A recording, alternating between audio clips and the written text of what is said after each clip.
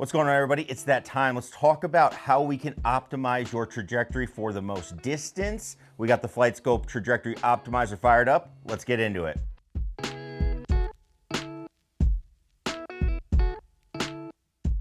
What's going on, everybody? Scott Oden coming at you. We are going to be jumping into the Flightscope Trajectory Optimizer, and really just any optimizer, trying to help you get your trajectory to be where you want it to be, maximizing distance, which is a big deal for people. But remember, if you didn't see our last video about the optimizer, one thing, and this doesn't matter which one you're using, one thing you have to keep in mind is you have to look at how you're using it in terms of shots. It's probably not the best strategy to use it with one shot. You want to kind of look totally at your shots, maybe a group of like 20, and see what you're getting, and then you can have a better picture of where you have kind of some things going on. But it's going to just, if you look at one shot, you're just going to see like, oh, this shot's saying I need to do this. Well, there's some other factors that go into this that you need to look at. Now today, we're gonna start with launch, because I think that's a big one that a lot of people struggle with, is they hit the golf ball and they do not have the optimal launch to get the most distance. So I have a shot fired up here. Now I said don't look at one shot, but we are just for today, I will look at one shot. So I have one here that I hit. This is a 6-iron, and you can see my numbers here of what I have. And so, you know, it was a pretty good shot for me, 180 yards of carry. That was pretty good, or sorry, 180 yards total, 173.3 carry as we go through. And you can see I have my launch, it's at 16.3 degrees. The optimal actually would be 17.2, but I'm within the range of acceptability. Now, why does launch matter when we hit the golf ball? Well, I think you can think of this pretty easily. If we were to start sliding this up, okay, we slide up our number, we can watch that carry is actually going to start dropping as we start going up. Makes sense. You're hitting the ball high, you're traveling higher than you are going out. That is an issue. So I think a lot of people struggle with that, and I see people that will launch, you know, a 6-iron, something in the 25 to 28 range, and that golf ball just goes up and then it's going to come down. Now it can come down fairly good, right? Nice and soft if you like that, but you're not getting the most distance, and sometimes it doesn't actually come down soft, and we can talk about that more later. But the other thing though that people don't think about is when we're thinking of optimal trajectory, you actually can start going too low. So what happens is I'm going to start lowering down here, okay? So if we were to lower down this launch, all right, now I'm going lower. We watch that number start to drop, and actually that number is dropping pretty rapidly as we are going lower, because what happens is if you start going lower, that golf ball does not have enough speed to stay in the air.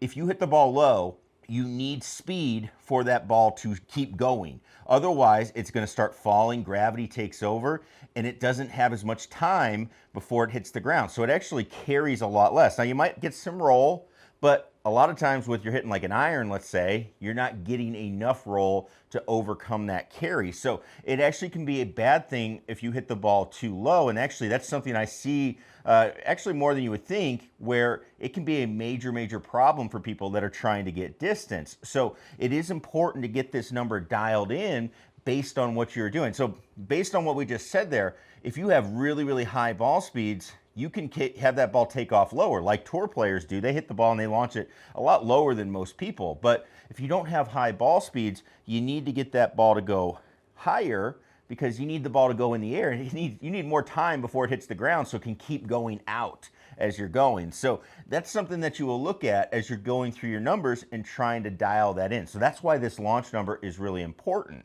Now, if we were to say, all right, Scott, okay, that's cool, I get it, it's an important number, but what can I do to control my launch? Well, there's a couple of things that we can do. So we're going to talk about it from irons, but everything we talk about is pretty much going to be true for a driver as well, or a fairway wood or a wedge.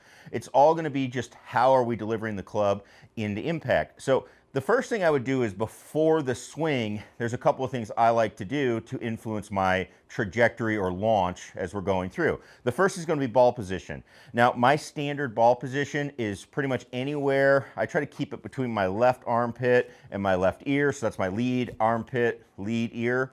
And that's where I try to play the golf ball for all clubs. Now, you might say, oh, I thought I was supposed to move it around. You can also do that. You can move it a little forward for your longer clubs. You can move it a little bit back. The way I look at it I get my stance a little wider for my longer clubs. You can see how essentially I'm moving back. That ball is playing more forward, and if I get narrower, it's playing more back in relation to where my body is. That's how I treat it, and that's something I see with my ball flight that it actually helps. But if you're somebody that, hey, I'm hitting the ball a little bit, maybe too low, okay, I can actually move the ball a little forward, so I can just go up a little bit, or I can just widen my stance a little bit, and that also will help make that ball play more forward and help get that ball to go in the air, okay? The opposite would be true if you want to hit it lower. I would just get my stance a little more narrow, or I would move the ball back. You can experiment a little bit with those as you go, but those are two setup things that I like to do.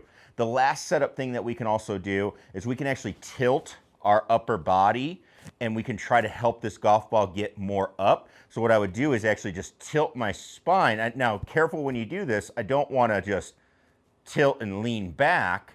All I'm doing, and my weight is still going to be about 50-50, however you want it, but I'm just tilting back with my spine. Now, if I tilt back, that could send it higher. If I stay a little bit more forward and center, I can help keep that ball a little bit more down. So those are a couple of things that I will do to try to get that ball to go lower before we ever even swing. All right, so I'm gonna demonstrate here. One thing I wanna point out, I'm gonna hit a couple of shots here. I've actually got a club that has a senior shaft in it, and I'm gonna talk about why that is in a sec, but let's go ahead. I'm gonna show you how you can influence some shots here as we go, all right? So I'm gonna hit just kind of like my normal setup. I do expect this ball to launch pretty high because of the shaft that I have in the club, okay?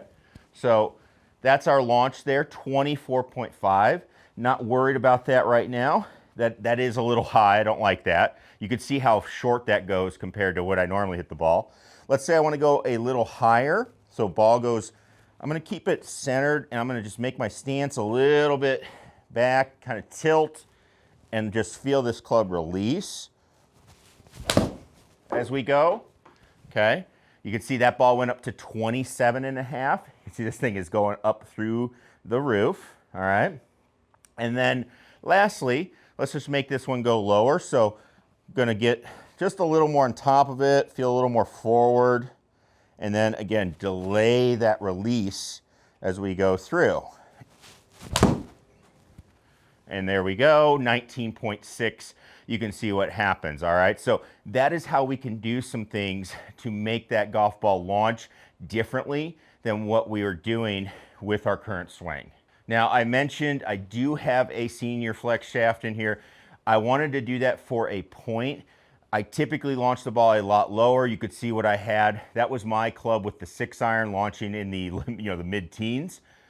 Equipment is massive when we come into this because I see people that have shafts that are meant to launch the ball high, spin a lot, and they already do that and they have too much of both, or they hit the ball low and they need to get the ball in the air, but they have clubs and shafts that are meant to keep the ball down. So no matter what, if you're trying to hit an optimal number, remember that the golf club, and specifically the shaft, is going to play a huge part. It's really hard to overcome if you are not fit properly. And this goes way beyond, it's just, oh, is it a senior flex, a stiff flex, a regular? There's so many characteristics in shafts that you can get fit for, and that's something I would highly recommend that you do if you are somebody that's struggling. If you feel like you're hitting it good, you've tried some of these things, and you just cannot bring down the ball flight or get it to go up, I would definitely recommend you go get checked for your equipment and make sure everything is where it needs to be so you can be successful. So just keep that in mind as we go.